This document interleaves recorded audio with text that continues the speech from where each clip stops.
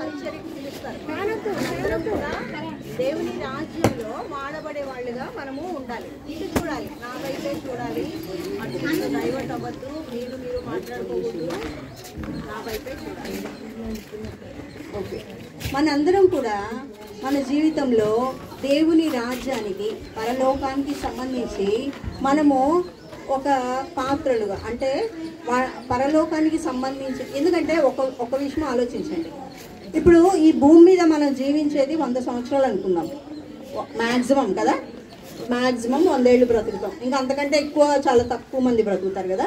ఈ లోపు కొంతమంది 60కి చచ్చిపోతారు, కొంతమంది 70కి చచ్చిపోతారు కదా, కొంతమంది ఇంకా ఎర్లీగా చచ్చిపోతారు, కొంతమంది 90కి కూడా చచ్చిపోతారు. అయితే ఈ 100 ఏళ్ల జీవితమే పర్మనెంట్ కాదు. మన జీవితంలో ఈ 100 ఏళ్లే ఇంకా ఇదే లైఫ్, ఇది అయిపోయిన తర్వాత అని కాదు. మన రియల్ లైఫ్ ఎప్పుడు స్టార్ట్ అవుతుందంటే మనం పరలోకానికి వెళ్ళాక స్టార్ట్ అవుతుంది మన నిజమైన జీవితం. అక్కడ ఎన్ని సంవత్సరాలు బ్రతుకుతాం తెలుసా ఎవరికన్నా?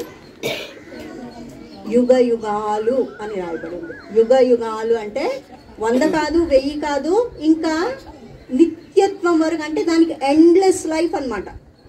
Endless life. మనం పరలోకంలో కానీ నరకంలో కానీ ఈ 2 స్థలాల్లో మనం భూమి మీద మరణించిన తర్వాత ఈ రెండిట్లో ఏదో ఒక స్థలంలో నిరంతరం ఇంకా ఎండ్లెస్గా జీవిస్తామమ్మా. మనిషిగా ఒకసారి అంటూ పుట్టిన తర్వాత మనిషి జీవితానికి ముగింపు లేదు. ఈ భూమి మీద ఈ భౌతిక శరీరంలో చచ్చిపోతాం కానీ మన ఆత్మలో నిరంతరం జీవిస్తాం. కాబట్టి ఈ భూమి మీద ఉండగా మనము ఆ 2 ప్రదేశాల్లో ఎక్కడ జీవించాలి అనేది మనమే నిర్ణయించుకుంటాం. ఎవరు నిర్ణయించరు. వింటున్నారా? మీరు ఏం నవ్వుకుంటున్నారో నాకు కూడా చెప్పండి, నేను నవ్వుతాను. నేనేం చెప్పానని క్వశ్చన్స్ అడుగుతాను, నాన్న మధ్యలో లేపేస్తాను, నిలబెట్టి క్వశ్చన్స్ అడుగుతాను. ఎవరు మాట్లాడుతున్నారో నాకు తెలుస్తుంది, నిలబెట్టి అడుగుతాను. ఎందుకంటే మీ వల్ల పక్కన వాళ్ళు డిస్టర్బ్ అవుతారు. ఓకే, సో మనమే సొంతగా, దేవుడు ఒకటి గుర్తుంచుకోండి, దేవుడు ఎప్పుడు కూడా నువ్వు నరకానికి వెళ్ళు, నువ్వు పరలోకానికి రా, నువ్వు నరకానికి వెళ్ళిపోని ఎవ్వరిని అన్నాడు. దేవుడు ఎప్పుడు ఎవ్వరిని అలా అన్నాడు.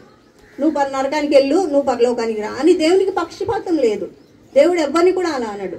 కానీ మనమే నిర్ణయించుకుంటాం భూమి మీద ఉండగా, నా క్రియల వలన అంటే మన మనసులో అనుకోకపోయినా, నేను పరలోకానికి వెళ్ళడానికి నేను సిద్ధపడతానని మనసులో అనుకోకపోయినా ఆటోమేటిక్గా మనం చేసే పనుల మూలన మన డెస్టినీ, అంటే మన యొక్క అంతాన్ని మనం నిర్ణయించుకుంటున్నాం. ఈ భూమి మీద మనం చేసే పనుల వలన, మన నిర్ణయాల వలన మనం భక్తిగా జీవించాలనుకుంటున్నామా, దుర్నీతితో జీవించాలనుకుంటున్నామా? మనం దుర్నీతి అనుకోము, చాలా విషయాలు తప్పు అనుకోము, కానీ పాపం చేసేస్తూ ఉంటాం. అదే మన నిత్యత్వాన్ని డిసైడ్ చేస్తుంది. అంటే మనం పరలోకంలోకి వెళ్ళబోతున్నామా, నరకానికి వెళ్ళబోతున్నామా అని మనమే నిర్ణయించుకుంటాం. పరలోకానికి వెళ్ళిన తర్వాత, దేవా నువ్వెందుకు నన్ను నరకానికి తీసుకెళ్తున్నావు, పంపించేస్తున్నావు అని దేవుణ్ణి అడగడానికి వీల్లేదు.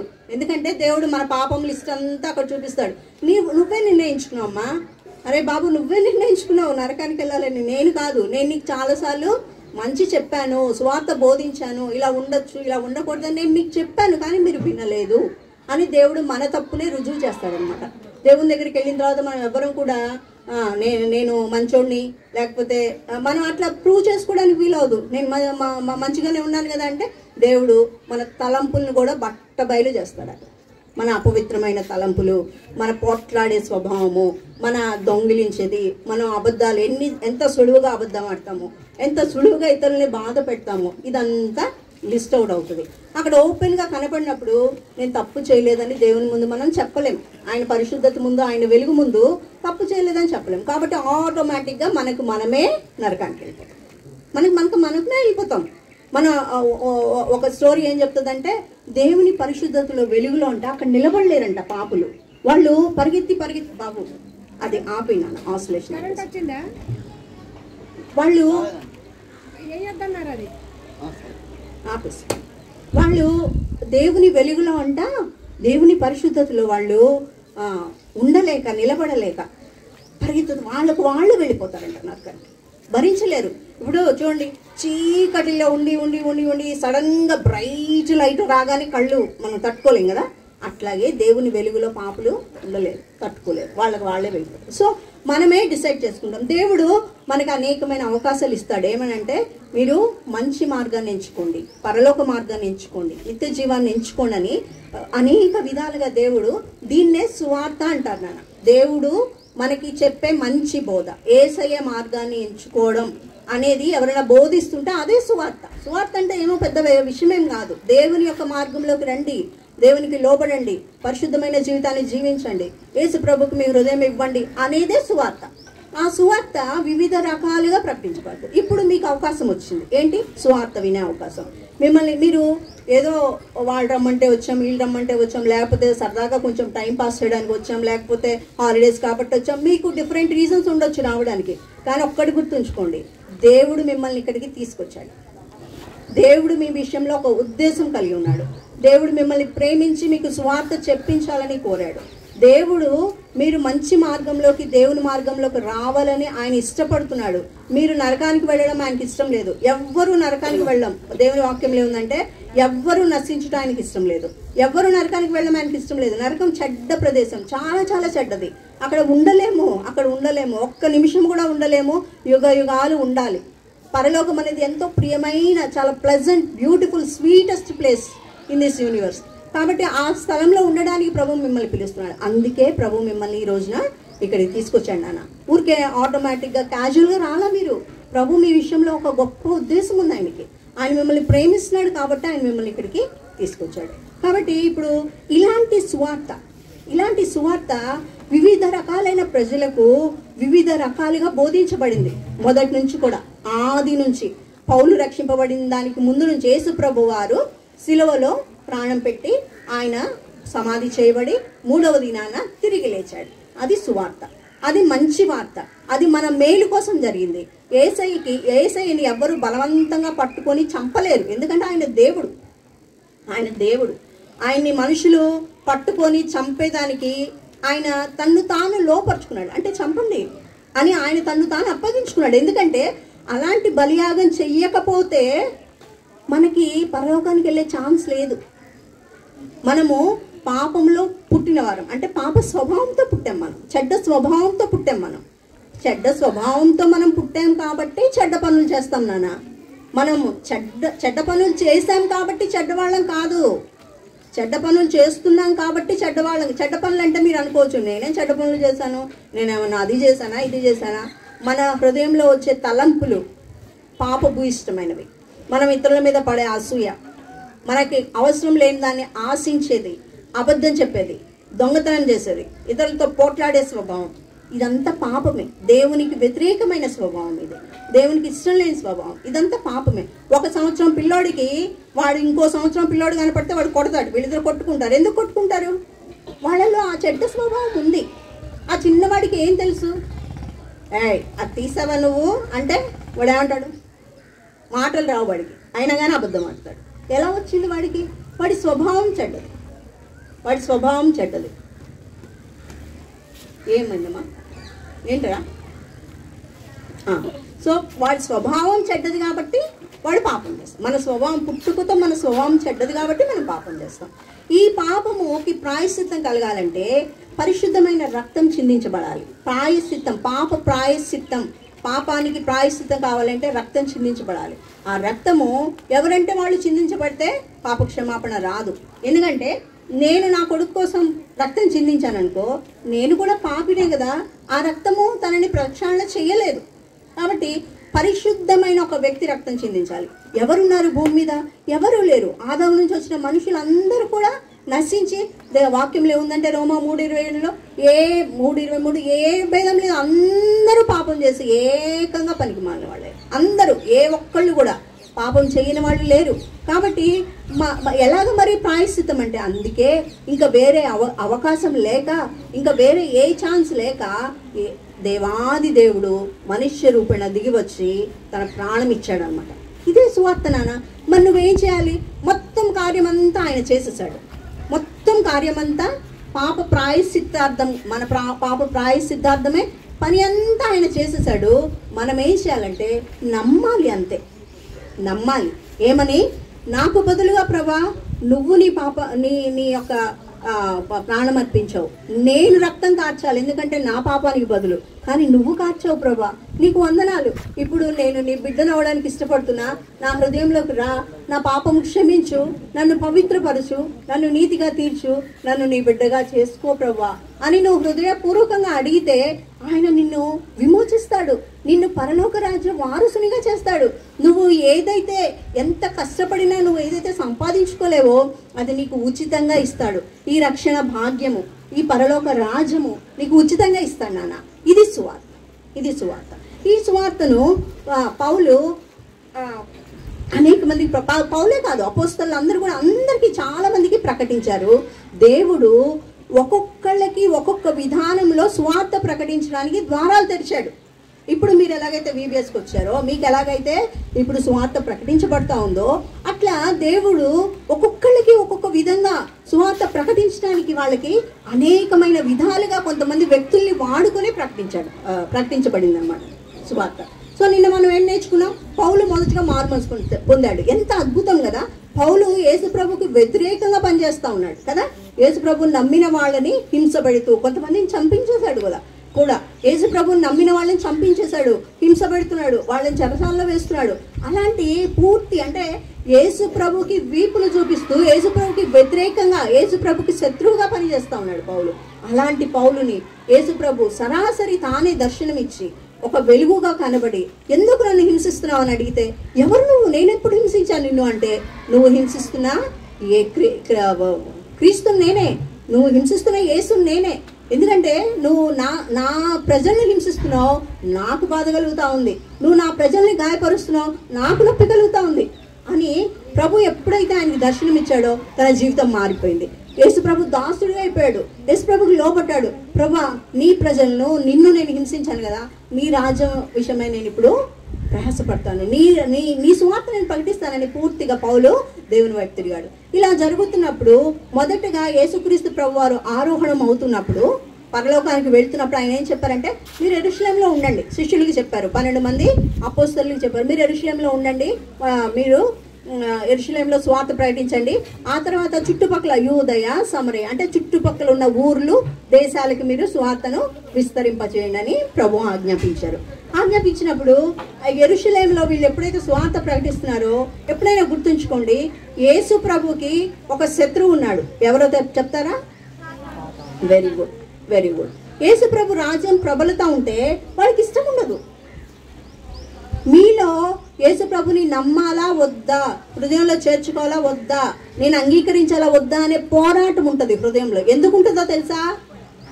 వాడు వ్యతిరేక దిశలో పనిచేస్తూ ఉంటాడు. వద్దు, నమ్మద్దు, వినొద్దు, లోబడొద్దు అని వాడు ప్రోత్సహిస్తూ ఉంటాడు. ఎందుకంటే ఇప్పుడు ఒక శత్రువు, ఒక రాజు, ఇద్దరు రాజులు ఉన్నారనుకో, ఒకరికొకరు శత్రువులు అనుకో, ఒక రాజు ప్రబలుతా ఉంటే ఇంకో రాజుకి ఇష్టం ఉండదు కదా. శత్రువు అయినప్పుడు పోరాడాలని చూస్తాడు కదా వ్యతిరేకంగా.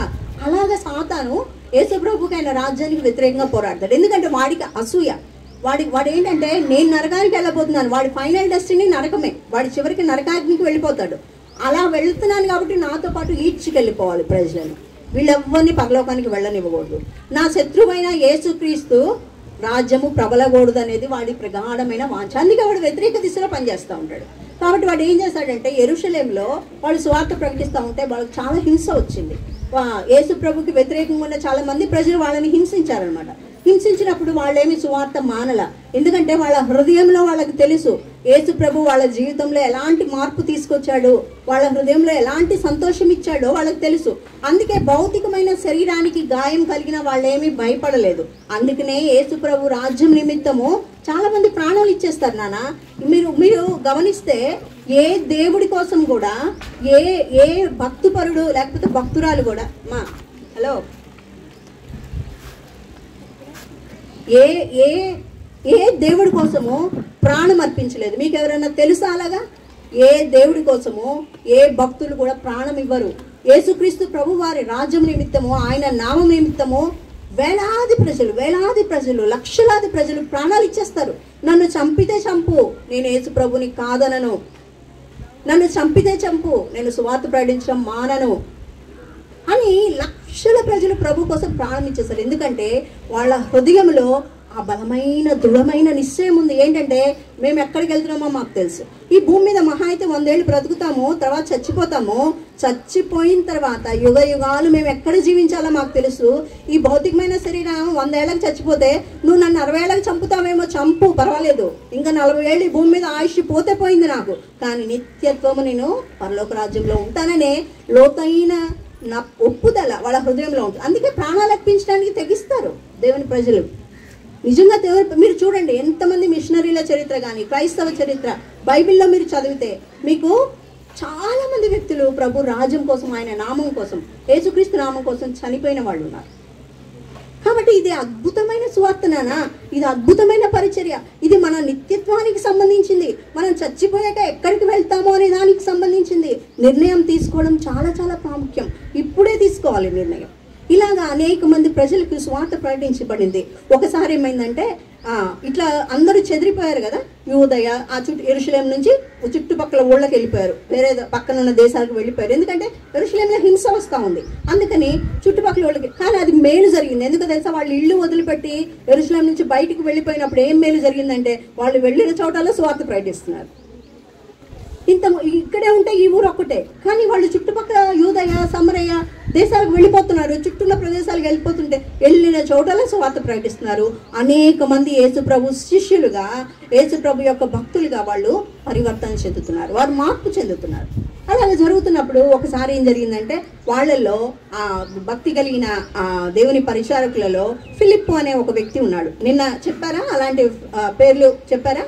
చెప్పలేదు, ఓకే పర్వాలేదు. సరే, నేను ఫిలిప్పు అనే ఒక్క వ్యక్తి ఉన్నాడు. ఆ వ్యక్తి కూడా ప్రభువుని అంగీకరించి ప్రభు యొక్క పరిచర్య చేస్తున్నాడు అనమాట.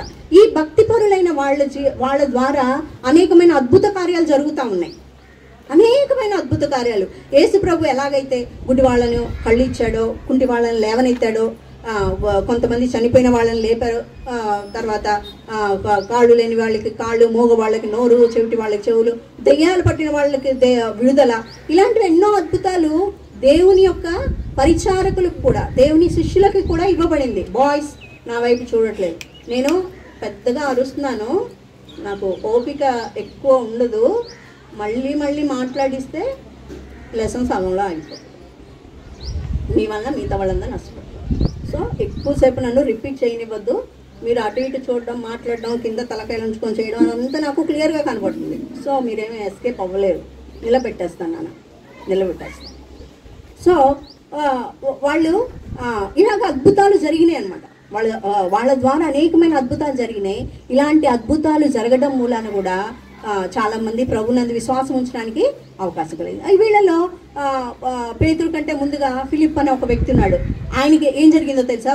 ఒక దేశంలో ఒక చోట ఆయన స్వార్థ ప్రకటిస్తూ ఉంటే దేవుని ఆత్మ, పరిశుద్ధాత్మ దేవుడు ఏం చెప్పాడంటే, నువ్వు యెరూషలేము నుండి గాజాకి వెళ్ళే మార్గంలో, ఆ అరణ్య మార్గంలో నువ్వు తొందరగా వెళ్ళిపో, అక్కడ నువ్వు ఒక వ్యక్తిని కలుసుకొని అక్కడ నువ్వు సువార్త ప్రకటించాలని చెప్పారనమాట. దేవుని ఆత్మ తన హృదయంలో తనకి బోధించబడింది. అప్పుడు తనున్న ప్రదేశం నుంచి దాదాపు 100-200 కిలోమీటర్లు అనమాట దూరం.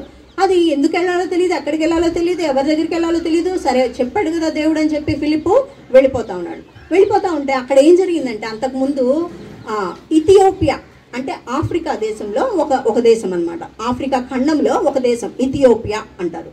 ఆ ఇథియోపియా నుంచి అక్కడున్న రాణి, అక్కడ ఆ దేశానికి రాణి క్రింద ఒక మంత్రి గారు ఆయన ఏం చేశారంటే, ఆయన ఏమి యేసుప్రభు శిష్యుడు కాదు కానీ, క్రైస్తవుడు కాదు కానీ, ఆయనకి ఈ మార్గం అంటే ఇష్టం, బైబిల్ అంటే ఇష్టం. ఇదేదో సజీవమైన దేవుడిలాగా ఉన్నాడు, ఈ దేవుడు ప్రత్యేకంగా ఉన్నాడని ఇష్టం అనమాట ఆయనకి.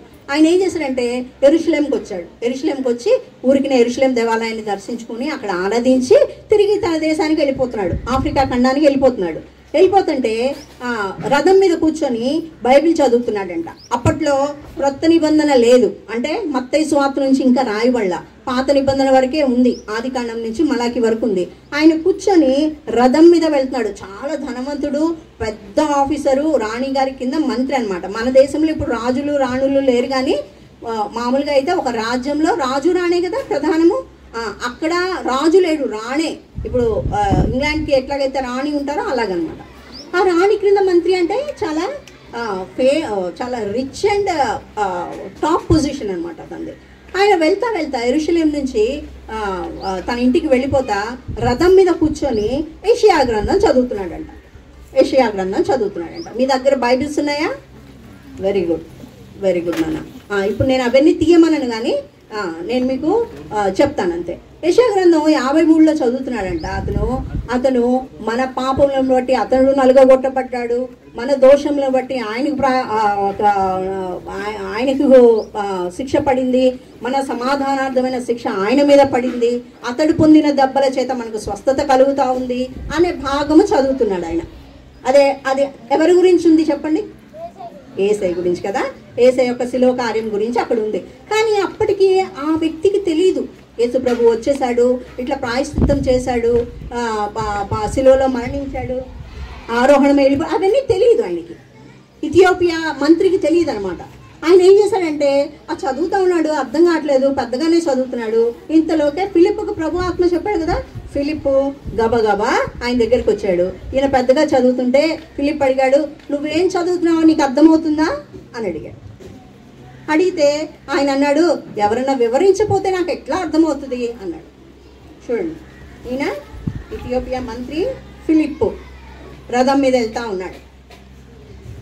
వెళ్తా ఉంటే ఏం చదువుతున్నావో అర్థమవుతుందా నీకంటే, ఎవరైనా చెప్పకపోతే నాకు ఎలాగ అర్థమవుతుంది అన్నాడు. అప్పుడు ఫిలిప్ ఏం చేశాడంటే యేసు ప్రభుని గురించిన సువార్త చెప్పాడు. ఆయన ఎవరో కాదయ్యా, యేసుక్రీస్తు ప్రభు వారే. ఆయన గురించి యేసుక్రీస్తు ప్రభు వారు రాకముందు యెషయా గ్రంథంలో 700 సంవత్సరాలకు ముందే చెప్పారు. దేవుని వాక్యము 700 సంవత్సరాలకు ముందే యేసు ప్రభు వస్తాడు, ఇలాగ బలిగావించబడతాడు, ఆయన శిక్ష మనుషులందరి శిక్ష ఆయన మీద పడుతుంది, మనుషుల పాప పరిహారార్థం ఆయన చనిపోతాడని ముందుగానే ప్రవచించబడింది. ఇది ఇప్పుడు నెరవేరిందని ఫిలిప్పు స్వార్థ చెప్పాడు. చెప్పగానే అతనికి ఆల్రెడీ అంతకుముందు తన హృదయంలో ఇష్టం ఉంది కదా, సత్యదేవుణ్ణి తెలుసుకోవాలని ఇష్టం ఉంది కదా. అతను వెంటనే తన హృదయంలో విశ్వాసం వచ్చేసింది, వెంటనే తన హృదయంలో ఒప్పించబడ్డాడు. అవును, ఇక్కడ రాయబడిన వ్యక్తే ఈయన, అవును యేసుక్రీస్తు ప్రభువే దేవుని దగ్గర నుంచి వచ్చిన బలియాగము, ఆయన గొర్రెపిల్ల, అవును అని హృదయంలో విశ్వాసం వచ్చేసి సంతోషం వచ్చేసింది. సంతోషం వచ్చి నా ప్రభువుగా నేను స్వీకరిస్తున్నా, యేసుక్రీస్తు ప్రభు వారిని నా ప్రభువుగా నేను స్వీకరిస్తున్నా, ఆయన నా దేవుడని ఒప్పుకున్నాడు, నోటితో ఒప్పుకున్నాడు. హృదయంలో సంతోషం పొంగుతా ఉంటే తను వెంటనే ఒప్పుకొని, అవును ఇది సత్యమని నేను నమ్ముతున్నా, యేసు ప్రభు నా ప్రభువుగా నేను అంగీకరిస్తున్నా అని వెంటనే ఫిలిప్తో చెప్పినప్పుడు ఏమన్నాడంటే ఫిలిప్ ఆయన మంత్రి ఏమన్నాడంటే, ఇప్పుడు నేను ఇంకేం చేయాలి, నేను నమ్మాను, నోటితో కూడా ఒప్పుకున్నా, ఇప్పుడు నేనేం చేయాలి అంటే ఫిలిప్ అన్నాడు, బాప్తిస్మం తీసుకోవాలి, నీళ్లలో నువ్వు సాక్ష్యం ఇవ్వాలంటే నేను నమ్మాను, నా హృదయపూర్వకంగా యేసు ప్రభు నా దేవుడని, నా పాప క్షమాపణ నిమిత్తం ఆయన బలి అయి తిరిగి లేచాడని నేను నమ్మాను, నాకు అడ్డమేంటి, నాకు అర్థమేం లేదు, నేను బాప్తిస్మం తీసుకుంటాను అనగానే వాళ్ళకి అక్కడ దగ్గరలోనే చెరువు కనపడిందంట. చెరువు కనపడగానే వెంటనే నేను బాప్తిస్మం తీసుకుంటా, నేను సాక్ష్యం ఇస్తా అని చెప్పి వెంటనే రథం దిగి ఫిలిప్ అక్కడికక్కడే బాప్తిస్మం ఇచ్చాడు. చూసారా, ఒక్క వ్యక్తి విషయమై దేవునికి ఎంత పట్టింపో. చిన్నపిల్లలారా, మీ జీవితాల విషయమే దేవునికి చాలా పట్టింపు నానా. మీ పేర్లు నాకు తెలియకపోవచ్చు, నీ పేరు యేసుక్రీస్తు ప్రభువుకి తెలుసు, నీ జీవితం తెలుసు, నీలో ఉన్న బలహీనతలు తెలుసు, నీ కుటుంబ పరిస్థితులు తెలుసు, మీ అమ్మా నాన్నల విషయం తెలుసు, నీ జ్ఞానం ఎంతో ఆయనకు తెలుసు, నీ పేరు తెలుసు, నీ ఎముకలు తెలుసు, నీ వెంట్రుకలు లెక్కించాడు ఆయన. నీ విషయం నాకు తెలియదు, నువ్వు నీ పేరు పెట్టుకో, ప్రియమైన బిడ్డ నేను నిన్ను ప్రేమిస్తున్నా, అందుకే నీకు స్వార్థ ప్రకటిస్తున్నా, నువ్వు నా రాజ్యంలోకి రావాలి, నా బిడ్డగా అవ్వాలి, నువ్వు నిత్య జీవానికి రావాలి, నరకాగ్నికి వెళ్ళకూడదు అనేది ప్రభు యొక్క ఆశ. అందుకే నీకు స్వార్థ ప్రకటించబడతా ఉంది. ఆ ఆఫ్రికా మంత్రికి ఎలాగైతే స్వార్థ ప్రకటించబడిందో నీ విషయమై కూడా ప్రభువుకి అదే శ్రద్ధ, అదే ప్రేమ. ఆయనకి నీ హృదయం ఇవ్వాలమ్మా, అంతే. ఆయన నిన్నేమడగట్లా, నీ ఆస్తిపాస్తులు వద్దు, నీ డబ్బులు వద్దు, నీ జ్ఞానం వద్దు, నీ ఆరోగ్యం వద్దు, నీ హృదయం ఇచ్చేసాయి. అత్యంత కష్టమైనది అదేరా, హృదయం ఇవ్వడం ఎంత కష్టమో తెలుసా? ఎట్లా ఇస్తాను ఏసయ్యా హృదయం? నేను నా సొంత కోరికలు ఉన్నాయి, నా సొంత ఆశలు ఉన్నాయి, వాటికి ఎలా చచ్చిపోతాను? నా అవసరమైనప్పుడు అబద్ధం చెప్పాలి, అవసరమైనప్పుడు దొంగిలించాలి, నేను పోట్లాడాలంటే నేను ఆపలేను. అసలు హృదయం ఎట్లా ఇస్తాను ఏసయ్యా? అది ఇవ్వమ్మా, నేను బాగు చేస్తా, అది ఇచ్చేసే నేను బాగు చేస్తా. అవును, నీలో ఉన్న బలహీనతలు నాకు తెలుసు, నువ్వు పాపాన్ని జయించలేవని నాకు తెలుసు, నువ్వు చెడ్డదానివని చెడ్డవాడివని నాకు తెలుసునానా, నేను బాగు చేస్తా, నాకు ఇచ్చేయి. ఇంతకంటే మంచి సువార్త ఎక్కడ దొరుకుతుందానా మనకి? ఇంతకంటే మంచి అవకాశం ఎక్కడ దొరుకుతుంది? ఆయన హృదయాన్ని ఇచ్చేయడం ఎంత క్షేమం, ఎంత మంచిది. ప్రభు నిన్ను ప్రేమిస్తున్నాడు, అది రుజువు చేసుకో నీ హృదయంలో. ఈ దేవుని వాక్యం అదే చెప్తుంది, నేను నిన్ను ప్రేమిస్తున్నా. దేవుడు లోకాన్ని ఎంతో ప్రేమించాడు, దేవుడు నిన్ను ప్రేమిస్తున్నాడు. బైబిల్ గ్రంథం రుజువు చేస్తా ఉంది. నీ హృదయం ప్రభుకి ఇచ్చేసాడు. ప్రభు ఇది మొదటి అవకాశంగా ఈ ఆఫ్రికా మంత్రికి సువార్త ప్రకటించబడితే వెంటనే లోబడ్డాడు. ఆ తర్వాత పౌలు అంతియొకయ అనే ప్రదేశంలో, మీరు పేర్లు గుర్తుంచుకోవాలి, అంతియొకయ అనే ప్రదేశంలో తాను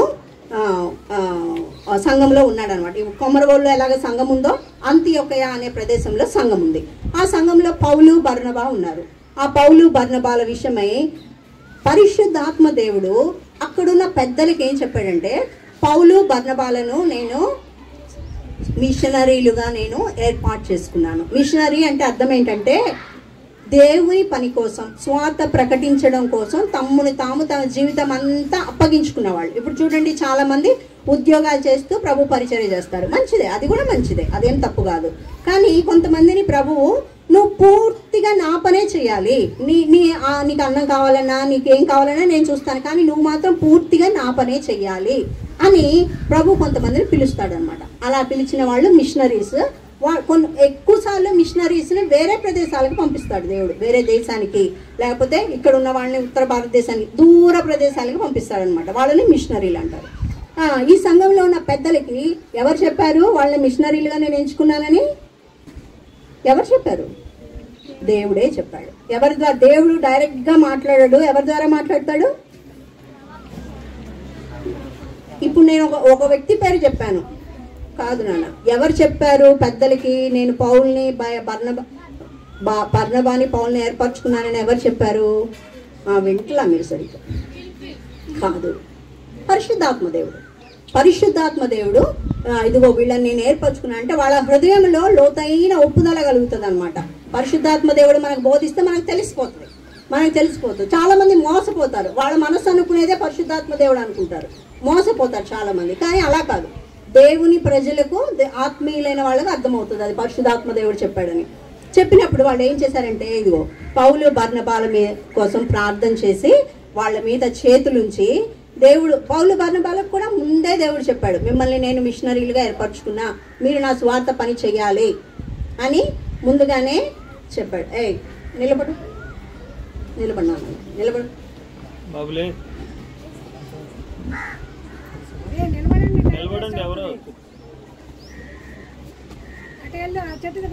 నిలబడ్డం అంటే షేమ్ అనమాట.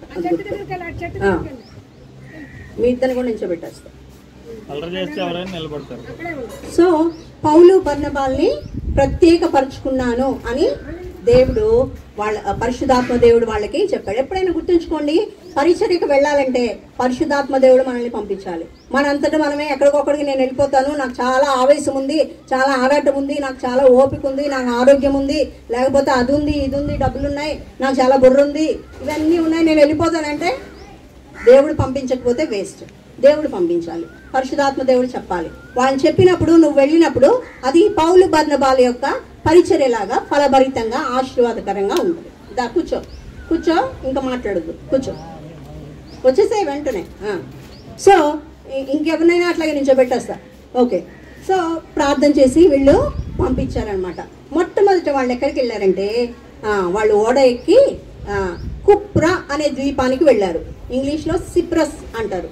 కుప్రా అని అంటే మధ్యధరా సముద్రం ఉంది కదా. ఇప్పుడు మీకు తెలిసిన ద్వీపాలు ఏమైనా ఉన్నాయా?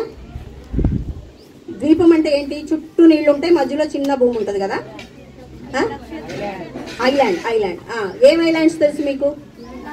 లక్షద్వీప్ ఐలాండ్స్, ఇంకా అండమాన్ అండ్ నికోబార్, ఇంకా అవన్నీ చుట్టూ ఉన్నాయి కదా. బే ఆఫ్ బెంగాల్లోనూ లేకపోతే ఇటు ఇండియన్ ఓషన్లో అలా ఉన్నాయి మన చుట్టూ. మెడిటరేనియన్ సీ ఉంది కదా, మధ్యధరా సముద్రం, అందులో ఒక ద్వీపం ఉందన్నమాట. అదేంటంటే కుప్రా, సిప్రస్ అంటారు. ఇప్పుడు కూడా మీరు మ్యాప్లో చూడొచ్చు. మీకు మ్యాప్ పాయింటింగ్ తెలిస్తే మెడిటరేనియన్ సీలో ఈ యొక్క ఐలాండ్ ఉంటుంది. ఫస్ట్ వీళ్ళిద్దరు అక్కడికి వెళ్ళారు. వెళ్ళినప్పుడు అక్కడ అది ఒక శ్రీలంక అంత ద్వీపం అనమాట. అక్కడికి వెళ్ళినప్పుడు అక్కడ రోమా ప్రభుత్వం పరిపాలిస్తూ ఉంది. అంటే మనల్ని ఎలాగ బ్రిటిష్ వాళ్ళు పరిపాలించారు అలాగా రోమా వాళ్ళు పరిపాలిస్తున్నారు. అక్కడ రోమా ప్రభుత్వపు అధికారి ఉన్నాడు ఒక ఆయన. వీళ్ళు అక్కడికి వెళ్ళినప్పుడు అనేక ప్రదేశాలు అనేక ఊర్లు తిరుగుతూ ఉన్నారు. అన్ని చోట్ల సువార్త ప్రకటిస్తుంటే చాలా మంది యేసుప్రభు శిష్యులుగా మారారు, చాలా మంది విశ్వసిస్తున్నారు, చాలా మంది క్రైస్తవులు అయ్యారనమాట. అలాగా సువార్త ప్రకటిస్తూ ఉంటే ఆ విషయము ఒక రోమా ప్రభుత్వాధికారికి తెలిసింది. ఆయన పేరు సెర్గి పౌలు. ఏం పేరు? సెర్గి పౌలు. ఆయన రోమన్ గవర్నమెంట్ అఫీషియల్ అనమాట. రోమన్ గవర్నమెంట్ గవర్నర్, రోమా ప్రభుత్వ అధికారి, రోమా గవర్నర్ అని చెప్పొచ్చు. ఆయన సెర్గి పౌలు ఆయన విన్నాడంట పౌలు బర్నబా ఇలా వచ్చి స్వార్థ ప్రకటిస్తుంటే చాలా మంది జీవితాలు మారిపోతున్నాయని విన్నాడంట. రోమా ప్రభుత్వ అధికారి అంటే ఇప్పట్లాగా మన ఎంపీలు ఎమ్మెల్యేలు చదువు లేకపోయినా ఊరికే డబ్బులు పెట్టేసి అట్లాంటి వాళ్ళు కాదు, చాలా జ్ఞానవంతులు అనమాట, చాలా తెలివైన వాళ్ళు. అంటే ఇప్పుడు మన ఐఏఎస్ ఆఫీసర్స్ ఎట్లాగా టాప్ పొజిషన్లో ఉంటారు కదా, వాళ్ళు చాలా తెలివైన వాళ్ళు అయితేనే ఐఏఎస్ ఆఫీసర్ అవుతారు కదా, అలాంటి వాళ్ళు రోమన్ గవర్నర్స్ అంటే చాలా తెలివైన వాళ్ళు అనమాట. అతను విని అతనికి కూడా ఆశ కలిగింది. నేనేం చెప్తున్నానంటే ఒక్కొక్కళ్ళ జీవితంలో దేవుడు ఎలా పనిచేస్తున్నాడు. ఎవరికన్నా సువార్త విషయమైన ఆశ ఉంటే వాళ్ళని సువార్త వినేలాగా దేవుడు చేస్తాడు, వాళ్ళని ఆకర్షించుకుంటాడు, వాళ్ళకి రక్షణ సువార్త వినిపించబడుతుంది, వాళ్ళు లోపడతాడు. దేవుని ఏర్పాట్లో ఉన్న వాళ్ళందరికీ అలా జరుగుతుంది. పరిశుద్ధాత్మ దేవుడే పంపిస్తాడు. అందుకే నేను మీకు చెప్తున్నా, మీరు ఊరికే రాలే ఇక్కడికి. మీలో కొంతమంది, అందరూ కాదు, అల్లరోళ్ళు చాలా మంది ఉన్నారు, కొంతమంది హృదయం సిద్ధంగా ఉంది, వాళ్ళు ప్రభుని అంగీకరిస్తారని ప్రభువే ఎరిగి తీసుకొచ్చాడు మిమ్మల్ని ఇక్కడికి. సో ఈ సెర్గి పౌలు అనే ఆయన చాలా జ్ఞానవంతుడు, వివేకవంతుడు అనమాట. ఆయన వీళ్ళ గురించి విని వాళ్ళని పిలిచాడంట. పిలిచి నాకు కూడా మీరేం చెప్తున్నారో నాకు కూడా బోధించండి అన్నాడు. అయితే ఇక్కడ చెప్పాను కదా, దేవుని రాజ్యానికి వ్యతిరేకంగా సైతాన్ పనిచేస్తూ ఉంటాడు. వాడు అక్కడ ఈ సెర్గి పౌలుకి కింద అటెండర్గా, అంటే పిఏ టు గవర్నర్ అనొచ్చు, అటెండర్గా ఉన్నటువంటి ఒక వ్యక్తి ఉన్నాడు. వాడి పేరేంటో మనకు తెలియదు కానీ వాడిని ఎలిమస్ అంటారు, ఏలుమా అంటారు తెలుగులో, ఎలిమస్ ఇంగ్లీష్లో, ఏలుమా తెలుగులో. వాడు అంటే పేరుకి అర్థమే గారడివాడు అని అర్థం. గారడివాడు అంటే మాంత్రికుడు అని అర్థం. అంటే వాడు మాయలు చేస్తాడు, మెజిషియన్ లాగా, మామూలు మెజిషియన్ లాగానే కాకుండా మాయ మంత్రాలు చేస్తాడు. వాడు ఎలాంటి వాడు అంటే సైతాన్ అధికారం కింద పనిచేస్తున్నాడు వాడు. ఇప్పుడు చూడండి, సోది చెప్తామని వస్తారు కదా రోడ్డు మీదకి, అది సోది చెప్పడం అంటే ఏం కాదు, వాళ్ళు దెయ్యాలతో టచ్లో ఉంటారు. ఎప్పుడు చెప్పించుకోమాకండి, సోదులు చెప్పించుకోమా, అది దెయ్యాలతో టచ్లో ఉంటారు. దెయ్యాలకేమో కొన్ని విషయాలు అటు ఇటు చూస్తే తెలుస్తాయి కదా, అవి చెప్తారు వాళ్ళు. అమ్మో భవిష్యత్తు తెలుసు అనుకోకండి. భూమి మీద ఏ వ్యక్తికి కానీ, దేవునికి తప్ప ఏ దయ్యానికి కానీ ఏ వ్యక్తికి భవిష్యత్తు తెలియదు. మన జీవితం అంతం ఎట్లా ఉంటుందో దేవునికి మాత్రమే తెలుసు. దేవునికి తప్ప ఇంకెవ్వరికి భవిష్యత్తు తెలియదు, అడగండి ఎవరిని. వీడు కూడా అలాంటి మాంత్రికుడు పేరుకి అర్థమే ఎలుమా అనమాట. ఎలుమా అంటే గాడివాడు అని అర్థం. వాడు ఏం చేశాడంటే సెర్గి పౌలు పిలిచాడు, అంత పెద్ద అధికారి పిలిస్తే వాళ్ళని మాట్లాడనివ్వాలి కదా, అడ్డం పడుతూ ఉన్నాడు, ఎదురాడుతూ ఉన్నాడు. మీరు చెప్పదు వెళ్ళిపోయి ఎందుకు వచ్చారు అంటున్నాడు. అనేసరికి ఇంకా ఆ లోపలికి వెళ్ళినట్లా గవర్నర్ దగ్గరికి. గవర్నర్ వచ్చి చూస్తున్నాడు, వీడేమో ఎదిరిస్తా ఉన్నాడు, దూరం నుంచి చూస్తున్నాడు. గవర్నర్ ఎదిరిస్తా ఉంటే ఏంటి అని ఆయన వచ్చేసరికి వీడు ఎదిరిస్తా ఉన్నాడు. లేదండి వీళ్ళు అబద్ధాలు చెప్తున్నారండి, వీళ్ళు దేశానికి కీడు చేస్తున్నారండి, అది ఇదని ఎదిరిస్తా ఉన్నాడు. పౌలుకి చాలా కోపం వచ్చేసింది. కోపం వచ్చి పౌలు అన్నాడు, సమస్త దుష్టత్వముతో మోసంతో నిండినవాడా, అపవాది కుమారుడా, నువ్వు ప్రభు యొక్క తిన్నని మార్గాలు చెడగొట్టుట మానవా అంటే వాడికి కోపం వచ్చేసింది. కోపం వచ్చేసి ఇంకా ఎగరడానికి రెడీ అయిపోతున్నాడు. ప్రభు అన్నాడు, ఇదిగో ప్రభు తన చెయ్యిని మీద ఎత్తి ఉన్నాడు, నువ్వు కొంతకాలము సూర్యుని చూడకుండా గుడ్డివాడమైపోతావు అన్నాడు. అక్కడ సెర్గి పౌలు చూస్తానే ఉన్నాడు. ఆ మాట అనగానే వీడికి వెంటనే, ఇప్పుడు ఇలా పట్టపగలు వెలుగు అయినప్పుడు మామూలుగా మనం కళ్ళు మూసుకుంటే బాగానే ఉంటుంది, ఇంకా వెలుగు కనపడుతుంది. కానీ కంటికి మబ్బులాగా చీకటిగా, అంటే కళ్ళు పోయి అనుకోండి ఎలా ఉంటుంది. వాడు వెంటనే కళ్ళు పోయి తడులు అనుకుంటున్నాడంట. ఎవరిని పట్టుకుంటాను, నన్ను పట్టుకున్నాను తడులు అనుకుంటాడు. వెంటనే కళ్ళు పోయినాయి వాడికి. పోయేసరికి భయం వేసేసింది వాడికి. సెర్గి పౌలు చూస్తూ ఉన్నాడు. స్వార్థ అంటే ఇదే, దేవుని శక్తి అంటే ఇదే అని చెప్పండి. ఇప్పుడు చెప్పండి యేసుప్రభు గురించి. నేను సిద్ధంగా ఉన్నా, నేను రక్షణ పొందుతాను, యేసుప్రభు నా దేవునిగా చేసుకుంటా, నా ప్రభు అయినా ఆయనే దేవుడు, ఆయనే సర్వశక్తిమంతుడు చెప్పండి అని వెంటనే సువార్త విని రక్షింపబడే ప్రభు రాజ్యంలో చచ్చిపోతాడు. ప్రభు యొక్క బిడ్డ అయిపోయాడు. వెంటనే గొప్ప అద్భుతాన్ని, మొదటి అద్భుతాన్ని కుప్రలో ప్రభువు జరిగించాడు అనమాట. ఇదిగో చూడండి, పౌలు కోపడుతూ ఉన్నాడు వాడి మీద, ఎలుమా మీద. ఎలిమాస్ అంటారు ఇంగ్లీష్, ఎలుమా వాడి పేరు, గారడివాడని అర్థం అనమాట. ప్రభు కోపడితే వెంటనే గుడ్డివాడైపోతే ఈ అద్భుతాన్ని చూసి ఆ సెర్గి పౌలు రక్షింపబడ్డాడు. తర్వాత వాళ్ళు అట్లాగా ప్రకటిస్తా వేరే వేరే ప్రదేశాలకు వెళ్తా కుప్ర ద్వీపాన్ని విడిచిపెట్టి ఇంకా ఓడ ఎక్కి ఇంకా పైకి నార్త్ వైపు వెళ్ళారు. వెళ్ళిన తర్వాత అక్కడ లుస్త్రా అనే ప్రదేశానికి వెళ్ళారు. వాళ్ళు అంతకుముందు ఈకొనియా, వాళ్ళు పౌలు వచ్చిన అంతియోకియా కాకుండా ఇంకొక అంతియోకియా ఉందన్నమాట. ఆ ప్రదేశాల్లో బోధించారు. అక్కడ కూడా చాలా మంది శిష్యులు అయ్యారు. శిష్యులు అవ్వడం అంటే యేసు ప్రభు యొక్క బిడ్డలు అవ్వడం అనమాట. అయ్యారు. అయిన తర్వాత వాళ్ళు ఏం చేశారంటే వాళ్ళు ఇంకా ముందుకు వెళుతూ లుస్త్రా అనే ప్లేస్కి వచ్చారు. లుస్త్రాలో ఇట్లాగే బోధిస్తూ ఉన్నాడు. ఇట్లాగే చాలా మంది కూర్చున్నారు. వారము తర్వాత మామూలుగా అన్ని చోట్ల బోధిస్తూ ఉన్నారు. ఇట్లాగ ఒక గుంపు అయింది ఒకరోజు. ఇట్లాగ గుంపు అయితే బోధిస్తూ ఉంటే, పౌలు బోధిస్తూ ఉంటే వాళ్ళల్లో ఒక అతను ఉన్నాడంట. అతను పుట్టినప్పటి నుంచి కుంటివాడంట. బలహీన పాదాలంట అతనికి. అంటే పాదాలలో సత్తువ లేదు. పుట్టినప్పుడు కొంతమంది ఉంటారు కదా, పుట్టినప్పటి నుంచి వాళ్ళు పాకుతూనే ఉంటారు. పాపం వయసు పెరుగుతూ ఉంటుంది కానీ వాళ్ళు నడవలేరు, లేచి నిలబడిన కూడా నిలబడలేరు. ఎందుకంటే మనకి పోలియో అంటే తెలుసుగా, మీకు తెలుసా? ఈ రోజుల్లో లేదు పోలియో జబ్బు. ఎందుకంటే గవర్నమెంట్ వ్యాక్సిన్ వేసి అందరినీ ఆ రోగం రాకుండా కాపాడింది. కానీ మా చిన్నప్పుడు అయితే ఎక్కువ పోలియో వ్యాధిగ్రస్తులు ఉండేవాళ్ళు. వాళ్ళ కాళ్ళు సన్నగా ఉంటాయి, పాపం నిలబడేదానికి శక్తి ఉండదు. వాళ్ళు ఇంకా జీవితకాలం అట్లా వెళ్తారు. బండులు వేసుకొని, అంటే ఇట్లా చేతులతో తిప్పే చక్రాలు కానీ, లేకపోతే కింద కూర్చొని చక్రాల బండి కానీ, లేకపోతే ఇంకా అది కూడా అవకాశం లేని వాళ్ళు చేతులతోనే ఆగుతాయి. వయసు పెరుగుతుంది, బరువు పెరుగుతారు, పెద్దోళ్ళు అవుతారు, కానీ కాళ్ళు మాత్రం చిన్నగా సన్నగా ఉంటాయి, బలహీన పాదములు. అలాంటి వ్యక్తి ఇలాగే కూర్చొని మాట్లాడుతూ ఉంటే అక్కడ ఒక వ్యక్తి అలా కూర్చొని వింటున్నాడంట. పౌలు బోధిస్తూ ఉండగా పౌలుకి ఆ వ్యక్తిని చూడగానే ఏమనిపించిందంటే, ఇతనిలో విశ్వాసం ఉంది, ఇతను యేసు ప్రభు మీద విశ్వాసం కలిగి ఉన్నాడు. అతని ముఖంలో మిమ్మల్ని చూస్తుంటే నాకు తెలిసిపోతూ ఉంటుంది, మీరు ఎవరెవరు ఆసక్తిగా వింటున్నారు, ఎవరెవరికి ఆసక్తి లేదు. నేనేం చేయలేను. నేను చెప్పాను కదా ముందే, మీ సొంత నిర్ణయం చొప్పునే మీరు నరకానిక పరలోకం మీకు మీరే డిసైడ్ చేసుకుంటారు నాన్న. నేను ఏం చేయలేను, దేవుడు కూడా ఏం చేయడు. ఎందుకంటే మీకు ప్రకటించబడింది నువ్వు ఒప్పుకోలేదురా, నేనేం చేస్తాను అంటారు. కాబట్టి బలవంతమేం లేదు, కానీ నిర్ణయం మాత్రం మీదే. నాకు తెలుస్తూ ఉంటుంది, మీకు బోధిస్తూ ఉంటే ఎవరికి లోపల విశ్వాసం వస్తూ ఉంది, ఎవరు ప్రభు విషయమే ఆసక్తి కలిగి ఉన్నారని నాకు కొంచెం తెలుస్తుంది. పౌలు గొప్పవాడు కాబట్టి పౌలుకి ఇంకా బాగా క్లియర్గా తెలుస్తుంది. ఆ వ్యక్తిని చూడగానే స్వస్థపడడానికి అతనికి విశ్వాసం ఉందని తెలిసి ఇట్లా బోధిస్తా పౌలు అన్నాడంట ఆ వ్యక్తిని చూసి, ఏయ్ నీ పాదములు మోపి సరిగ్గా నుంచో అన్నాడంట. అనగానే పాదాలకు స్ట్రెంగ్త్ వచ్చేసింది, బలం వచ్చేసింది. అప్పటి వరకు లేపలేడు, కాళ్ళు తీసి ఇటు పెట్టుకోవాలి అతను, ఇట్లా పెట్టుకో. అట్లాంటిది పాదాలకు శక్తి వచ్చినట్టు తెలిసిపోతుంది. లేచిగా గంతులేస్తున్నాడంట. ఏం లేదు, ఒక మాట అన్నాడంటే, నీ పాదాలు మోపు చక్కగా నుంచో, సరిగా నుంచో అని పెద్దగా చెప్పాడంట. అలా చిన్నగా కాకుండా పెద్దగా చెప్పేసరికి నిలబడి ఇక గంతులేస్తున్నాడంట. ఈ అద్భుతాన్ని చూసేసరికి ఇక ఆ చుట్టూ నీలాగా చాలా మంది చేరొచ్చారు కదా, ఆ పట్ట మీద కూర్చొని ఉన్నాడు. అప్పటి వరకు బోధిస్తూ ఉంటే లేచి గంతులేసి ఎగురుతూ ఉన్నాడు, నడవసాగాడు. అప్పుడు వెంటనే అక్కడ చుట్టూ జనం ఉన్నారు కదా, ఆ జనం ఏం చేశారంటే వాళ్ళు ఈ అద్భుతాన్ని చూసి తట్టుకోలేకపోయారు. ఎందుకంటే వాళ్ళ జీవితంలో చిన్నతనం నుంచి వాడు చిన్నప్పటి నుంచి చూస్తున్నారు కదా, అలాగా కాళ్ళు లేకుండా పాకడం చూస్తున్నారు. ఇంత అద్భుతం ఏంటి, ఒక మాట చెప్పగానే లేచేసాడేంటి, ఇదేంటి ఇలా జరుగుతుందా, యేసుప్రభులో ఇంత శక్తి ఉందా అని అనుకోలే వాళ్ళు. ఇదేదో గొప్ప సంగతి అనుకున్నారు. కానీ వాళ్ళకి అక్కడున్న వాళ్ళకి అలవాటు ఏంటంటే, ఆ లుస్త్రలో వాళ్ళు విగ్రహారాధన చేస్తారు. వాళ్ళకి చాలా మంది దేవతలు ఉన్నారు.